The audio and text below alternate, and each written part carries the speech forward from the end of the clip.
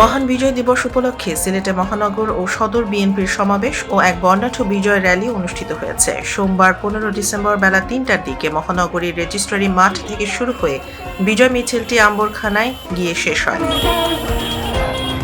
মহানগর বিএনপির ভারপ্রাপ্ত সভাপতি রেজাউল হাসান কায়েস লোদির সভাপতিত্বে এবং সাধারণ সম্পাদক ইমদাদ হোসেন চৌধুরীর সঞ্চালনায় প্রধান অতিথি হিসেবে উপস্থিত ছিলেন সিলেট 1 আসনে বিএনপির মনোনীত প্রার্থী ও দলের চেয়ারপারসনের উপদেষ্টা খন্দকার আব্দুল মুক্তাদির।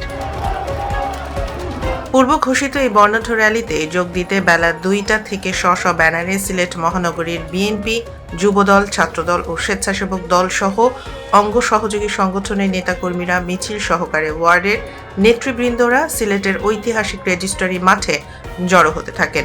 বিকেলে সংক্ষিপ্ত সভা শেষে বিশাল র্যালি শুরু করে সিলেট কেন্দ্রীয় শহীদ মিনারে হয়ে আম্বরখানা পয়েন্টে গিয়ে সমাপ্তি হয়।